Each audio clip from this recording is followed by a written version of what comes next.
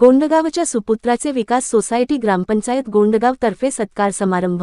गोंडगाव येथील सुपुत्र जगदीश भागवत निकम यांनी आंतरराष्ट्रीय स्तरावर उल्लेखनीय यश संपादन केल्याने विकास सोसायटी ग्रामपंचायत गोंडगाव मार्फत जगदीश पाटीलचा सत्कार करण्यात आला। हैदराबाद येथे 19 ते फेब्रुवारी 21 दरम्यान आयोजित 3 दिवसीय प्रतिष्ठित परिषदेत त्यांच्यामधील कर्करोग विषयावरील संशोधन पेपर आणि पोस्टर सादरीकरणासाठी निवड झाली होती। या निवडीबद्दल त्यांचा सत्कार करण्यात यावेळी विकास सोसायटी चेअरमन सचिव व सदस्य लोकनियुक्त सरपंच राहुल पाटील, राजेंद्र बाबूलाल पाटील, पत्रकार सतीश पाटील, रतिलाल पाटील उपस्थित होते। या संदर्भात दिव्य महाराष्ट्र न्यूजचे उपसंपादक सतीश पाटील यांनी त्यांची घेतलेली लाईव्ह मुलाखत पाहूया।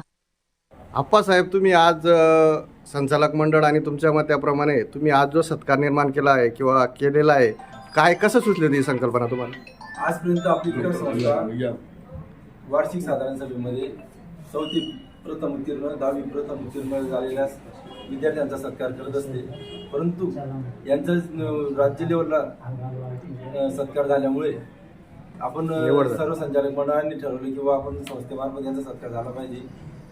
त्यामुळे आपण हा सत्कार त्यांचा ठेवलेला आहे आणि गावात कोणी उत्तीर्ण होत असेल, कुणाला यश मिळत असेल तर आपण त्यांचा सत्कार करत असतो, जेणेकरून सर्वांना एक प्रोत्साहन होईल आणि सर्वांना लाभ होईल या हेतूने हा आपण सत्कार। एकूण परिस्थिती म्हणजे ही शेतकऱ्यांची संस्था आहे आणि शेतकऱ्यांची मुलं किंवा मजूर करणाऱ्याचे मुलं जरी झाले तो हा आपल्या संस्थेला आनंदच आहे आणि त्या आनंदात तुम्ही नेहमी सहभागी राहणार आहे। आपल्या सभासदांव्यतिरिक्त जर गावात कोणी व्यक्ती जर येत असेल, त्यांची जर वरती कुठे निवड होत असेल किंवा त्यांचा कुठे सत्कार होत असेल तर आपण त्यांना प्रोत्साहन म्हणून बोलवून त्यांचं संचालक मंडळ गावातील प्रतिष्ठित व्यक्तींना बोलून त्यांचा सत्कार करत असतो।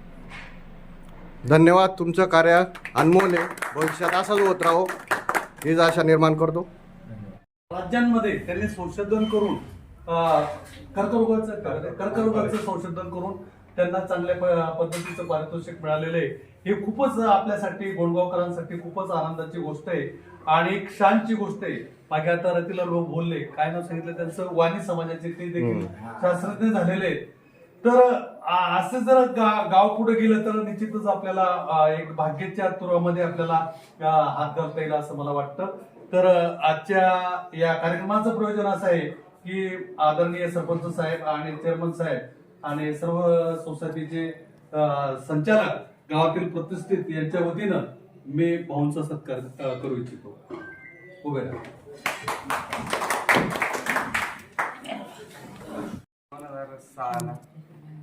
जगदीश दादा, तुमची एक जागतिक स्तरावर निवड झालेली आहे।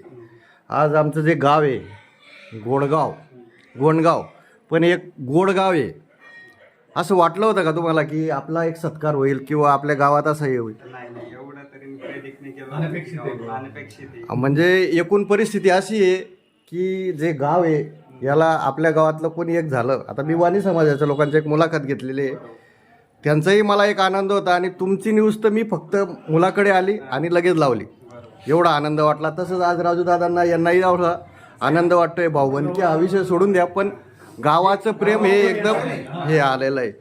तर तुमची जी निवड झालेली आहे या संदर्भात जे कॅन्सर तज्ज्ञ म्हणून तुम्ही आज एक काम कार्यरत करताय, तर आपल्या गावकरी किंवा नागरिकांनी कॅन्सर होऊ नये यासाठी काय काळजी घेतली पाहिजे?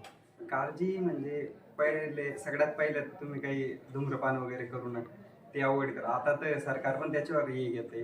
त्याच्यानंतर जेवढं होईल तेवढं प्रिझर्वेटिव्ह फूड्स वगैरे खाऊ नका, म्हणजे जसं की याचं काय म्हणतात फ्रीजचं वगैरे हे ठेवणं, शिडं वगैरे खाणं बंद करा। त्याच्यामुळे तो एक हे मला पण आता पूर्ण सांगता येणार नाही, एक हे तयार होतो, तो आपल्या शरीराला खूप त्रास देतो। बरं, आज तुम्ही असं म्हणतात लोक की ग्रामीण भागात आई वडील जर नसले ते मुलं उन्हाळा असतात किंवा बाहेर फिरतात, तुम्हाला आई वडील नव्हते, आई वडील असताना तुम्ही काय शिक्षण घेतलं, त्यावेळेस कितवीत होते? माझी आईची जेव्हा डेथ झाली 2006 तेव्हा मी 4थीत होतो आणि वडिलांचं जेव्हा डेथ झाली तेव्हा मी 2021 मध्ये MSc फर्स्ट इयरला होतो। पण त्यांचं हे असं झालं नाही, माझे आजी बाबा खूप म्हणजे खूप स्ट्रिक्ट होते त्यावेळेस, म्हणजे आता पण नाही, आमच्या बाबालाही स्ट्रिक्ट आहे। म्हणजे आता जरी मी आलो घराच्या बाहेर जास्त जायचं नाही, धावायचे घर अंदर पाहिजे। आता आई वडील सुद्धा एवढं मुलांना म्हणजे हे करतात तरी त्यांच्याकडून मुलं घडत नाही, ते आजी बाबा राहून त्यांनी एकदम मला वाटायचं तेव्हा हे माझ्यावर एवढे का बॉदरेशन करताय असं, पण ते आता माझ्या कामी आलं भाऊ, असं त्यांच्यामुळे मी त्याचा फायदा तुम्हाला हा. आज शिक्षण क्षेत्र म्हटलं म्हणजे ज्याच्याकडे 1-2 एकर शेती आहे तो म्हटलं की आपलं शिकायचं काम नाही. हा. तुमच्याकडे काहीच नव्हतं किंवा जे होतं ते आजीबाबांकडे होतं, म्हणजे थोडक्यात तुमच्याकडे डोनेशन वगैरे नव्हतं, पण तरी तुम्ही एवढे लांब गेले, याला काय कारण आहे? शिकायला पैसे लागत नाही जे म्हणता ना, म्हणजे तुम्ही जर टॅलेंटेड असाल तर होतं बरोबर, म्हणजे मॅनेज होतं असेल. ते फक्त कारण देऊन लोक पुढे जात नाही. तुम्ही जर तुमच्याकडे जर कारण असतील तर तुम्ही पुढे जाऊ शकत नाही, असं तरी मला म्हणतं. इच्छाशक्ती महत्वाची हा, आहे. सगळ्यात महत्वाची इच्छाशक्ती होतं, सगळं पॉसिबल होतं. टॅलेंट लोकांची कदर होते ना. इच्छाशक्ती बी असली पाहिजे. अण्णा, तुम्हाला काय वाटतंय? आज तुमचा नातू सर्वस्तरावर गेलेला आहे, कसं वाटतंय? आजी, तुम्हाला काय व्हायला पाहिजे भविष्यात या भाऊने, काय वाटतंय तुम्हाला? आपण बी पुढे जाऊ. आजीचा आशीर्वाद आजही तुमच्या पाठीशी आहे. ही प्रगती केली आहे, यापेक्षा अजून उंच स्तरावर जावं असं त्यांचा आशावाद आहे. तो तुम्ही नक्की पुरा करावा असं मी आपल्या गावकरीतर्फे आणि आमच्यातर्फे तुम्हाला भरभरून प्रेम देतो. आणि भविष्यात तुमचं अशीच प्रगती हो, यात सिंहाचा वाटा. विकास सोसायटी सचिव, चेअरमन, सदस्य यांचा सर्वांचा सिंहाचा वाटा आहे. हे प्रेम असंच राहो आणि तुमची अशीच प्रगती हो.